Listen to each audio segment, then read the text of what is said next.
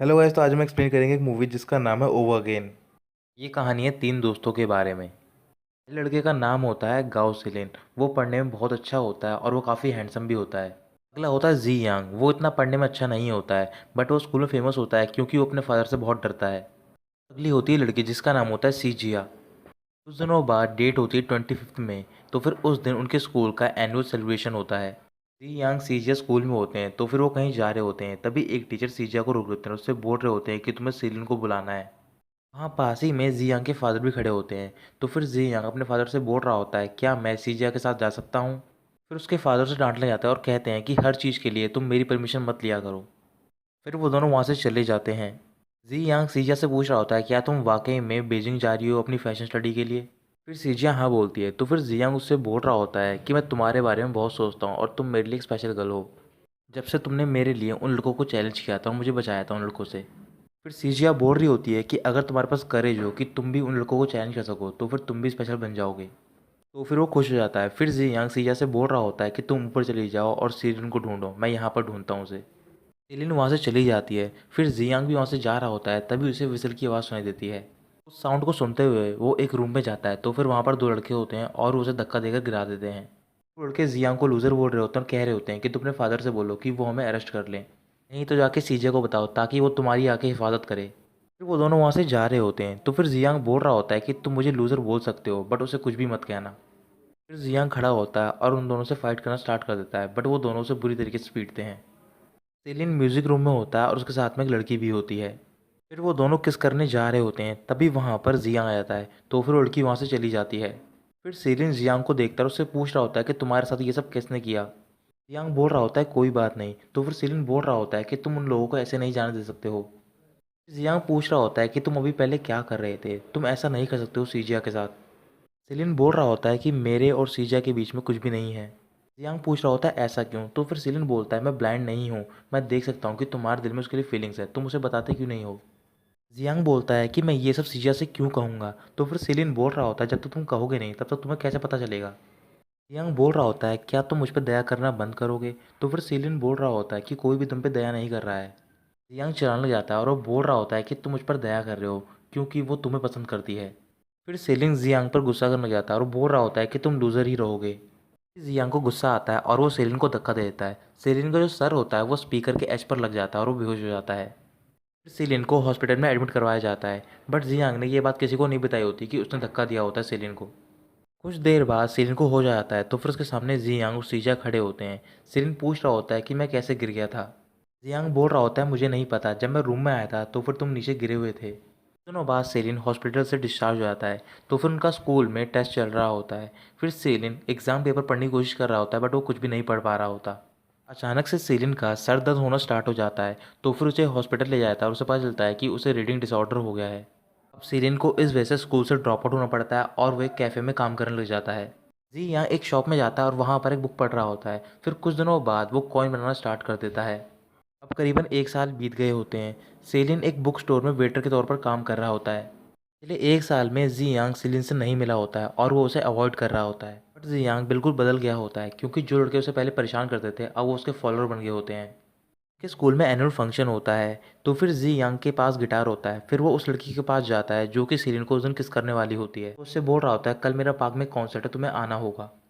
जी यांग वहाँ से चला जाता है और वो अपने फादर के साथ बैठा होता है। तो फिर उसके फादर उससे बोल रहे होते हैं क्या तुम एक दिन के लिए बंद कर सकते हो मुझे एम्बेरस करना। अब जियांग सीजा से भी बात नहीं करता है। सीजा अपने फादर के साथ बैठी होती है और पूछ रही होती है कि मॉम कहाँ पर है। सीजा के फादर बोलते हैं कि तुम्हारी मॉम यहाँ पर नहीं आ पाएगी, बट सीजा को ये नहीं पता होता कि उसके मॉम और डैड में लड़ाई हो रखी है। सीजा के फादर को स्टेज पर बुलाया जाता है स्पीच देने के लिए। जब वो स्पीच देने जा रहे होते हैं तभी उनके पास सीजिया की मॉम का कॉल आता है। जल्दबाजी में कॉल को कट करने के बजाय वो उस कॉल को स्पीकर पर कर देते हैं। अभी सीजा के फादर स्पीच देने जा रहे होते हैं। फिर उसकी मॉम की आवाज़ सबको सुनाई देने लग जाती है और उसकी मॉम उसके डैड से लड़ रही होती हैं। सारे बच्चे हंसने लग जाते हैं। तो फिर इस वजह से सीजा को गुस्सा आता है और वो वहाँ से चली जाती है। थोड़ी देर बाद जी यांग सीजा के पास जाता है मिलने के लिए। वो बास्केटबॉल कोर्ट में होती है, रो रही होती है। जियांग बोल रहा होता है मुझे नहीं पता है तुम्हारी फैमिली के बारे में। तो फिर सीजिया बोल रही होती है तुमने मुझसे एक साल से बात नहीं करी है। फिर जियांग उसे सॉरी बोलता है। तो फिर सीजिया उसके शोल्डर पर अपना सर रख लेती है। जियांग सीजिया के हेड पर किस कर लेता है। तो फिर वो उठकर उसे देख रही होती है। फिर जियांग उसके करीब जा रहा होता है ताकि वो उसे किस कर सके। फिर सीजिया जियांग को धक्का देती है और उससे बोल रही होती है कि हम दोनों फ्रेंड हैं और फ्रेंड ही रहेंगे। जियांग बोल रहा होता है कि मैं तुम्हारे साथ बीजिंग जा सकता हूँ और हम दोनों साथ में रह सकते हैं। सीजिया मना करती है और वहाँ से जा रही होती है। तो फिर जियांग उससे बोल रहा होता है क्या ये सब सेलिन की वजह से है? सेलिन को पसंद करती है और मैं कभी भी उसकी तरह अच्छा नहीं बन पाऊंगा। जिया बोल रही होती है ऐसी कोई बात नहीं है, बट जिस जियांग को मैं पसंद करती थी वो कहीं जा चुका है। जिया वहाँ से चली जाती है। थोड़ी देर बाद जियांग वहाँ से चला जाता है और वो स्टेज पर पहुँचता है और वो बोल रहा होता है कि मैं आज अपने फादर के लिए गाना गाना चाहता हूँ। जियांग गाना गाना स्टार्ट कर देता है। तो फिर वो सॉन्ग उसके फादर के अगेंस्ट में होता है। सॉन्ग खत्म होने के बाद जियांग के फादर टीचर से मिल रहे होते हैं और बोल रहे होते हैं कि आप ऐसे बच्चों को पढ़ाते हो। टीचर बोल रहे होते हैं इसमें हमारी कोई गलती नहीं है, वैसे भी वो सॉन्ग उसने आपके लिए लिखा है। आप दोनों के बीच में जो मिसअंडरस्टैंडिंग है उसे आपको सही करना चाहिए। जियांग के फादर उसकी मॉम से बोल रहे होते हैं कि अगर वो इस साल कॉलेज में नहीं जा पाया तो फिर से दोबारा रिपीट करना होगा। उसके मॉम और डैड वहाँ से जा रहे होते हैं। तो फिर वो देखते हैं कि उनकी कार पर जियांग होता है और वो अपने गिटार से उनकी कार को तोड़ रहा होता है। रात को सेलिन अपने बुक स्टोर में होता है। तो फिर उसका बुक स्टोर क्लोज हो गया होता है। फिर वो बाहर जाता है और देखता है कि वहाँ पर जियांग बैठा होता है और वो ड्रिंक कर रहा होता है और जो भी ड्रिंक के कैन होते हैं वो उसके ऊपर फेंक रहा होता है। जियांग सेलिन से पूछ रहा होता है क्या तुम यहाँ पर हमेशा के लिए रह सकते हो? तो फिर वो बोल रहा होता है यहाँ पर मैं काम करता हूँ और काफ़ी सारी बुक्स भी हैं यहाँ पर। अभी जियांग हंसना स्टार्ट कर देता है और वो बोल रहा होता है कि तुम्हें रीडिंग डिसऑर्डर है, तुम बुक्स नहीं पढ़ सकते हो, तुम्हारी लाइफ बर्बाद हो चुकी है। फिर वो ड्रिंक करने लग जाता है। तो फिर सेलिन उससे बोलता है कि तुम ड्रिंक करना बंद करो, मैं तुम्हें घर पर छोड़ कर आता हूँ। तभी जियांग उसे धक्का देता है और बोल रहा होता है कि मैं सुपरस्टार हूँ और मैं सीजिया को भी ले सकता हूँ। तो फिर जियांग सीलिन के ऊपर कैन फेंक देता है और वो दोनों लड़ना स्टार्ट कर देते हैं। सीलिन जियांग से बोल रहा होता है कि तुम उसको डिजर्व नहीं करते हो। अभी जियांग सीलिन को किक मार देता है और वो रोड के बीच में गिर जाता है। उसके सामने से एक कार आ रही होती है। अभी वो कार का ड्राइवर अचानक से ब्रेक लगा लेता है और सीलिन बच जाता है। तो फिर सीलिन उठता है और वहाँ से चला जाता है।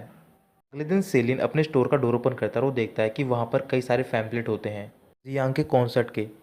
जियांग तैयार हो रहा होता है और वो अपने घर से बाहर जा रहा होता है। तभी वो देखता है कि जो उसका डोर होता है वो अंदर से लॉक होता है। जियांग के पास उसकी मॉम आती है और बोल रही होती है कि तुम्हें अपने फादर से माफ़ी मांगनी चाहिए। जियांग अपने फादर के पास जाता है और डोर ओपन करने के लिए बोल रहा होता है मैं आपकी कार को ठीक कर दूंगा। तो फिर उसके फादर गुस्सा करने लग जाते हैं। जियांग के फादर बोल रहे होते हैं कि तुम सब कुछ ठीक नहीं कर पाओगे, तुम्हें कॉलेज में एडमिशन लेना है। मैं तुम्हें कोई बड़ा बिजनेसमैन बनने के लिए नहीं बोल रहा हूँ, मुझे बट ये पता है कि तुम्हारा फ्यूचर नहीं है सिंगिंग। फिर वो अपने गिटार का केस ओपन करता है और वो देखता है कि जो उसके गिटार की स्ट्रिंग होती है वो कटी हुई होती हैं। इस बात पर जियांग को गुस्सा आ जाता है और वो अपने फादर से बोल रहा होता है कि आज के बाद से मैं वो चीज़ें नहीं करूँगा जो कि आप मुझसे कहोगे। फिर वो अपने रूम में जाता है और एक कैमरा लेता है और अपनी एक वीडियो बना रहा होता है। कुछ देर बाद जियांग की मॉम उसके रूम में आती है उसे खाना देने के लिए। तो फिर वो देखते हैं कि उसके रूम की विंडो खुली हुई होती है और जियांग वहाँ पर नहीं होता। रात को जियांग एक पार्क में होता है और वहाँ पर वो लड़की भी आई होती है जिसे कि उसने इनविटेशन दिया होता है। थोड़ी देर बाद वहाँ पर सेलिन आता है। तो फिर वो लड़की से बोल रहा होता है मैंने सुना है कि तुम और जियांग डेटिंग कर रहे हो। वो लड़की मना कर देती है और कहती है कि इससे तुम्हारा कोई लेना देना नहीं है। कॉन्सर्ट खत्म होने के बाद जियांग उस लड़की के पास जाता है और उसे अपनी गर्लफ्रेंड करने के लिए बोल रहा होता है और वो उसे किस कर लेता है। वहाँ पर जियांग के फादर आते हैं, उनके साथ में कुछ ऑफिसर भी होते हैं और वो बोल रहे होते हैं कि इसी लड़के ने मेरी कार तोड़ी है, आप इसको पकड़ लो। भागना स्टार्ट कर देता है। तो फिर वो ऑफिसर उसका पीछा कर रहे होते हैं। फिर सेलिन भी उसका पीछा करने लग जाता है। थोड़ी देर बाद जियांग एक ब्रिज पर होता है। तो फिर वहाँ पर ऑफिसर उसे घेर लेते हैं। फिर जियांग ब्रिज के किनारे जाता है और वो सी में कूद जाता है। उसके पीछे सीलिन भी कूदता है बट वो उसे नहीं बचा पाता है। जियांग की डेथ हो जाती है। थोड़ी देर बाद सेलिन उसके घर पर पहुंचता है और वहाँ पर उसकी मॉम रो रही होती है और वो सब एक वीडियो देख रहे होते हैं जो कि जियांग ने रिकॉर्ड करी होती है। आज के दिन जियांग का बर्थडे होता है। तो फिर वो वीडियो में बोल रहा होता है क्या आप मुझे इग्नोर करना बंद कर सकते हो? जो भी चीज़ मैं पसंद करता हूँ या फिर जिस चीज़ को चेज़ करना चाहता हूँ आप मुझे उससे दूर कर देते हो। आपको लगता है मैं यूज़लेस हूँ, मैं कुछ भी नहीं कर पाऊँगा अपनी लाइफ में। फिर सेलिन जियांग के रूम में जाता है और वहाँ पर उसे एक बुक मिलती है और कुछ कॉइन्स मिलते हैं। सेलिन अपने घर पर चला जाता है और वो बोल रहा होता है कि मुझे यकीन नहीं हो रहा है जियांग मर गया है क्योंकि मैं उसे बर्थडे विश भी नहीं कर पाया। अब करीबन 3 हफ्ते बीत जाते हैं। सेलिन अपने बुक स्टोर में होता है और वहाँ पर सीजिया भी होती है। तो फिर वो एक डायरी पढ़ रही होती है और वो डायरी जियांग की होती है। जियांग ने उसमें डायरी में लिखा होता है कि मैंने ही सेलिन को उस दिन धक्का दिया था और इस बात के लिए मैं आज भी गिल्टी फील करता हूँ। हम दोनों काफ़ी टाइम से साथ में नहीं हैं बट मैं विश करता हूँ कि काश मैं पीछे टाइम में जा सकता और सब कुछ ठीक कर सकता। इस डायरी में उन्हें एक टैटू दिखाई देता है। तो फिर सेलिन बोल रहा होता है ऐसा ही टैटू जियांग के हाथ पर भी था। फिर सेलिन एक और बुक लेकर आता है। तो फिर उसके कवर पेज पर एक निशान होता है और वैसा ही निशान उस कॉइनों पर होता है जो कि जियांग के घर से मिले होते हैं। फिर सेलिन वो बुक ओपन करके सीजा को देता है और उसे पढ़ने के लिए बोलता है। सीजा वो बुक पढ़ रही होती है और बता रही होती है कि इसमें जिस आदमी का जिक्र है उसका नाम है सैमुअल क्लेमेंस और उसे एक दिन आइडिया आया कि टाइम ट्रैवल पॉसिबल हो सकता है अगर हम वॉइस की वाइब्रेशन को किसी फिजिकल ऑब्जेक्ट में ट्रांसफ़र कर सकते हैं तो। बट मैं इस आइडिया को सच्चाई में नहीं बदल पाया, बट शायद फ्यूचर में जो टेक्नोलॉजी होगी वो इसे सच कर पाए। अगले दिन वो दोनों एक अम्यूज़मेंट पार्क में होते हैं। तो फिर सेलिन सीजा से पूछ रहा होता है कि तुम्हारी फ़्लाइट का क्या टाइम है, तो फिर अपनी फ़्लाइट का टाइम बताती है। फिर कुछ देर बाद वहाँ पर बारिश स्टार्ट हो जाती है, तो फिर वो दोनों भागकर एक टेलीफोन बूथ में चले जाते हैं। फिर सीजिया जियांग को कॉल कर रही होती है और वो उसके लिए मैसेज छोड़ती है कि मैं तुम्हें दोबारा देखना चाहती हूँ। तुम्हें हमेशा से पसंद करती थी, अगर मुझे मौका मिलेगा तो फिर मैं तुम्हें अपने आप से दूर नहीं करूँगी। फिर सीजिया वहाँ से चली जाती है। तो फिर सेलिन सीजिया को फ़ोन कर रहा होता है, बट वो उसका कॉल पिक नहीं कर रही होती। जियांग उस बूथ में जो फ़ोन होता है उसमें कॉइन डालता है और वो सीजिया को कॉल करता है। आदमी कॉल पिक करता है और वो बोल रहा होता है कि मैं टाइम हूँ, तुम कौन सी डेट में जाना चाहते हो। लेकिन वो फ़ोन रख देता है। थोड़ी देर बाद वो कॉइन देख रहा होता है जो कि उसे जियांग के घर से मिले होते हैं। फिर वो दोबारा कॉइन डालता है और कॉल करता है। तो फिर वो टाइम उठाता है और वो बोल रहा होता है कि तुम कौन सी डेट में जाना चाहते हो।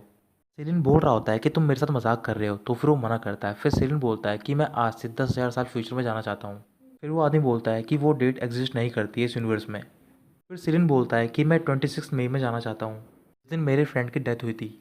फिर सेलिन देखता है कि उसके आसपास की जो भी चीज़ें होती हैं वो अचानक से रुक जाती हैं। अगले दिन सेलिन उठता है तो फिर वो अपने रूम में होता है। फिर वो सीजा को मैसेज करता है और उसे बोल रहा होता है कि मैं तुम्हें एयरपोर्ट तक छोड़ने के लिए नहीं जा पाऊंगा। फिर सेलिन उठता है और वो बाहर जाता है स्टोर के। तो फिर वो देखता है कि वहाँ पर बहुत सारे पैम्पलेट होते हैं जियांग के कॉन्सर्ट के। फिर उसके बाद सीजा का कॉल आता है और वो उससे बोल रही होती है कि मैं अभी नहीं जा रही हूँ, मैं एग्ज़ाम के बाद जाऊँगी, यानी कि आज से 3 हफ्ते बाद। फिर सेलिन डेट चेक करता है और आज की डेट होती है 26 मई। फिर वो सीजा से बोल रहा होता है कि तुम्हें आज रात को 7 बजे पार्क में आना होगा क्योंकि जियांग का वहाँ पर कॉन्सर्ट है। रात को सेलिन जियांग से मिल रहा होता है और उससे बोल रहा होता है कि जो तुमने कॉइन बनाए थे उससे टाइम ट्रैवल पॉसिबल हो सकता है। बट वो उसकी बात नहीं सुनता और वो अपने कॉन्सर्ट में चला जाता है। फिर सेलिन भी वहाँ पर पहुँचता है और वहाँ पर वो लड़की भी होती है। फिर सेलिन उससे बोल रहा होता है मैंने सुना है कि तुम और जियांग डेटिंग कर रहे हो। फिर वो लड़की कुछ बोलने जा रही होती है। तो फिर सेलिन बोलता है मुझे पता है कि मेरा इससे कोई लेना देना नहीं है। फिर वहाँ पर सीजिया आती है। तो फिर सेलिन उसके पास जाता है और उससे बोल रहा होता है क्या तुम्हें याद है कि जियांग सी में गिर गया था और हम उसके फ्यूनरल में भी गए थे। तो फिर सीजिया बोल रही होती है मुझे कुछ भी समझ नहीं आ रहा, तुम क्या बोल रहे हो।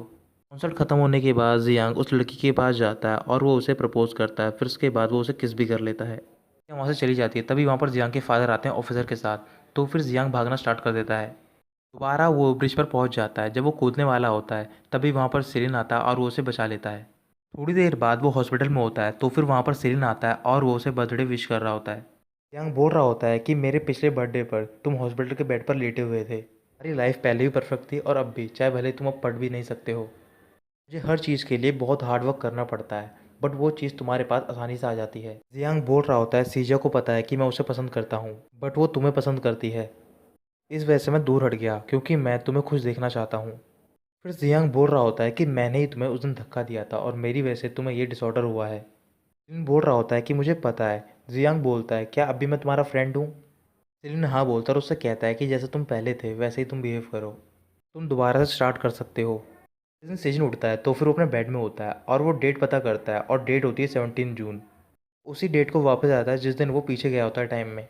फिर सेलिन जियांग के घर पर जाता है और वो उसकी मॉम से पूछ रहा होता है कि जियांग कहाँ पर है। तो फिर वो कुछ भी नहीं बोलती। फिर वो जियांग के रूम में जाता है। फिर वो जियांग का फ़ोन चेक कर रहा होता है। तो फिर इसमें वही मैसेज होता है जो कि सियानो से भेजा होता है कि मैं तुम्हें देखना चाहती हूँ। फिर सेलिन दोबारा उसी टेलीफोन बूथ में जाता है और वो टाइम से बात कर रहा होता है और पूछ रहा होता है कि ये सब ऐसा क्यों हो रहा है, मैं तो जियांग को बचा चुका हूँ। टाइम उसे बताता है कि तुम किसी भी डेट में जा सकते हो बट तुम हिस्ट्री को चेंज नहीं कर सकते हो। सेलिन बोल रहा होता है कि वो नहीं मरा था। तो फिर टाइम बोल रहा होता है कि वो उस यूनिवर्स में नहीं मरा था, बट वो यूनिवर्स सिर्फ एक ही दिन के लिए था और एक दिन बिताने के बाद तुम दोबारा रियलिस्टिक वर्ल्ड में आ गए हो। सेलिन टाइम से बोलता है कि मैं दोबारा 26 मई में जाना चाहता हूँ और वो उसकी विश पूरी कर देता है। फिर वो 26 मई में वापस पहुँच जाता है और वो जियांग के घर पर जाता है और उसके मॉम और डैड को वही वीडियो दिखा रहा होता है। रात को सेलिन जियांग से कॉन्सर्ट से पहले मिल रहा होता है और उसे सीजा का वो मैसेज सुना रहा होता है। खत्म होने के बाद जियांग सीजा के पास जाता है और उसे हक कर लेता है। फिर सीजा उसे धक्का देती है और बोल रही होती है कि तुम कोई स्ट्रेंजर हो, जिस जियांग को मैं जानती थी तुम वो नहीं हो और हम दोनों साथ में नहीं रह सकते हैं। फिर तभी वहाँ पर उसके फादर आते हैं और जियांग वहाँ से भाग जाता है। तो फिर दोबारा वही चीज़ रिपीट होती है। फिर सिरिन कई बार पास्ट में जाता है और वो कोशिश करता है जियांग को बचाने की, बट वो पास्ट को चेंज नहीं कर पाता है। सिरिन रियलिस्टिक वर्ल्ड में होता है और डेट होती है 17 जून। तो फिर सीजिया वहाँ से जा रही होती है। फिर सिरिन उससे मिलने के लिए जाता है एयरपोर्ट पर। वो सीजिया से मिलता है और उससे बोल रहा होता है कि तुम मत जाओ। फिर वो सीजिया को अपने साथ एक टेलीफोन बूथ के पास ले जाता है। फिर वो वही कॉइन निकालता है जो कि उसे उसके घर से मिले होते हैं और वो उस बूथ में डाल देता है। फिर वो टाइम से बोलता है कि मैं दोबारा 26 मई में जाना चाहता हूँ और वो इस बार सीजा का हाथ पकड़ लेता है। वो दोनों 26 मई में पहुंच जाते हैं। उसके बाद वो दोनों मिलते हैं, तो फिर वो दोनों साथ में जा रहे होते हैं जियांग के पास। फिर दो स्टूडेंट जा रहे होते हैं, तो फिर सेलिन बोलता है कि वो लड़की उस लड़के को किस कर लेगी। वो लड़की रियल में उसे किस कर लेती है। तो फिर सीजिया बोल रही होती है तुम्हें कैसे पता। तो फिर सेलिन बोलता है कि मैं यहाँ पर बहुत बार आ चुका हूँ। रात को वो दोनों जियांग से मिलने के लिए जाते हैं, तो फिर सीजिया जियांग से मिलकर उसे हक कर लेती है। फिर जियांग अपना कॉन्सर्ट छोड़ देता है और वो तीनों घूमने के लिए जाते हैं। अगले दिन जब सीजिया और सेलिन उठते हैं, तो फिर वो दोबारा 17 जून में पहुंच जाते हैं। फिर सीजिया को पता चलता है कि जियांग की डेथ हो चुकी है और वो रोने लग जाती है। वो सेलिन के स्टोर में जाती है और वहाँ पर उससे मिल रही होती है। फिर वो उसे कॉइन दिखा रहा होता है, तो फिर सीजिया बोल रही होती है कि यही कॉइन है जो कि हमें टाइम ट्रेवल करवा सकता है। अब उनके पास इतने कॉइन नहीं होते हैं, तो फिर रात को सेलिन सीजिया को एक मशीन दिखा रहा होता है और बोल रहा होता है कि ये कॉइन बना सकती है। फिर सीजिया बोल रही होती है कि जो कॉइन पर साइन है वो जियांग का टैटू नहीं था, बल्कि ये थिएटर का साइन है जिसका नाम है डेल्ला परगोला। जिसने ये डिज़ाइन किया था उसका नाम था एस्टर, और उसे बीमारी हो गई थी, इस वजह से वो चल भी नहीं पाती थी। और जो उस लड़की का हस्बैंड था उसका नाम था एंटोनियो। एंटोनियो ने ही टेलीफोन का आविष्कार किया होता है, उसे फादर ऑफ टेलीफोन बोलते हैं। एंटोनियो ने अपनी वाइफ से टच में रहने के लिए टेलीफोन का आविष्कार किया था। बट एस्टर एंटोनियो के साथ टाइम में वापस जाना चाहती थी ताकि वो उसके साथ बिताए हुए पलों को दोबारा जी सके। फिर सीजिया सिलिन से पूछ रही होती है कि तुमने इस मशीन पर कितने पैसे खर्च किए हैं। तो फिर सिलिन बोल रहा होता है करीबन 1 साल की सैलरी। सीजिया उसे डांटने लग जाती है और वो बोल रही होती है कि मैं भी जियांग को देखना चाहती हूँ, बट मैं उसे वैसे नहीं देखना चाहती जब वो होपलेस हो। फिर वो दोनों उसी दिन वापस जाते हैं जिस दिन सिलिन को चोट लगी होती है। बट इस बार सीजिया जियांग को उन लड़कों के पास नहीं जाने देती है। फिर वो दोनों म्यूजिक रूम में जाते हैं, तो फिर वहाँ पर सिलिन होता है। सिलिन जियांग को एक लेटर दे रहा होता है और बोल रहा होता है कि इसमें स्पीच है जो कि मैंने तुम्हारे लिए प्रिपेयर करी है। फिर वो उसे स्टेज पर ले जाता है और बोल रहा होता है कि मेरा गला ख़राब है, इस वजह से मेरा फ्रेंड स्पीच देगा। तो फिर जियांग वो लेटर खोलता है, बट उसमें कुछ भी नहीं होता है। जियांग घबरा रहा होता है, तो फिर सिलिन उसकी तरफ देख रहा होता है। तभी जियांग स्पीच देना स्टार्ट कर देता है। तो फिर स्पीच खत्म होने के बाद सारे स्टूडेंट सरप्राइज होते हैं और वो उसके लिए क्लैपिंग कर रहे होते हैं। फिर दिन खत्म होने के बाद वो दोनों दोबारा रियलिस्टिक वर्ल्ड में पहुंच जाते हैं। सीजिया सेलिन के पास कुछ बुक्स लेकर आती है और उससे बोल रही होती है कि इनसे हम जियांग की फेट को चेंज कर सकते हैं। सेलिन वो बुक्स लेता है और फेंक देता है, और वो उससे बोल रहा होता है कि हम जियांग की फेट को चेंज नहीं कर सकते हैं, बट हमारी मेमोरी में जो उसकी यादें हैं हम उसे चेंज कर सकते हैं। तुमने ही देखा था कि जियांग एनुअल फंक्शन के दौरान हंस रहा था। हमने उसके ड्रीम को पूरा कर दिया। उसके फादर उस पर प्राउड फील करते हैं। खुशी किसी भी चीज़ से मिल सकती है, चाहे वो बहुत ही सिंपल क्यों ना हो। एस्टर और एंटोनियो ने इन दोनों चीज़ों का आविष्कार किया ताकि वो एक पल साथ में शेयर कर सकें। हम पास्ट में जा तो सकते हैं, उसे चेंज करने के लिए नहीं, चेंज करने के लिए कि हम उसे कैसे याद रखते हैं।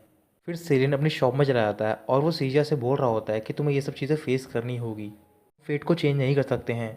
वो उसे कॉइन दिखाता है और बोल रहा होता है कि हम पास्ट में जाएंगे, बट जो भी मेमोरीज है जियांग की हम उसे परफेक्ट करेंगे हमारे लिए। फिर वो दोनों दोबारा 26 मई में जाते हैं और वहाँ पर जियांग से मिलते हैं। फिर वो जियांग को अपने साथ टेलीफोन बूथ में ले जाते हैं। तो तीनों साथ में टाइम में पीछे जाते हैं। जियांग बहुत ही खुश होता है। फिर वो दोनों उसे फ्यूचर में ले जाते हैं और उसे बता रहे होते हैं कि तुम्हारी डेथ हो चुकी है। बोल रहा होता है मैंने बहुत बार कोशिश करी मैं तुम्हें बचा सकूं, बट मैं पास्ट को चेंज नहीं कर सकता। फिर वो तीनों वहाँ से जा रहे होते हैं, तो फिर सिलिन पूछ रहा होता है कि तुम कहाँ पर जाना चाहोगे, हमारे पास एक कॉइन बचा है।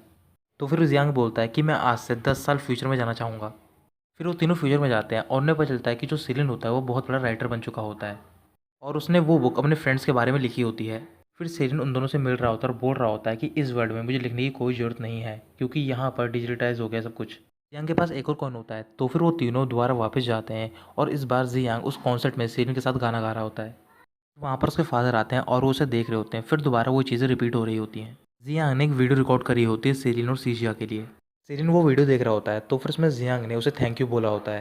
वो बोल रहा होता है जिस टाइम में मैं जाना चाहता था मैं वहाँ पर जा चुका हूँ और मुझे पता चल गया है कि ट्रू फ्रेंडशिप क्या होती है। मुझे पता है कि मेरी लाइफ खत्म हो जाएगी, मैं कुछ भी चेंज नहीं कर सकता हूँ। मैं उन मेमोरीज़ को अच्छा बनाना चाहता हूँ जिनमें कि मैं बुरा था, कि मेरे मॉम और डैड और मेरे दोस्त मेरे बारे में सोचें तो फिर उन्हें सारी अच्छी मेमोरीज याद हो मेरे बारे में। कॉइन मेरे लिए नहीं है बल्कि उनके लिए हैं जो कि ज़िंदा हैं, ताकि वो अपनी मेमोरीज़ को चेंज कर सकें। फिर सेलिन एयरपोर्ट जाता है और वो सीजा को ढूंढ रहा होता है, बट जो उसकी फ़्लाइट होती है वो जा चुकी होती है। तो सेलिन अपने स्टोर में होता है और वो उसे क्लोज़ कर रहा होता है, तभी वहाँ पर सीजा आती है। फिर वो स्टोर के डोर पर एक क्वेश्चन मार्क बनाती है। सेलिन भी वहाँ पर एक क्वेश्चन मार्क बनाता है और वो दोनों मिलकर एक दिल बन जाता है।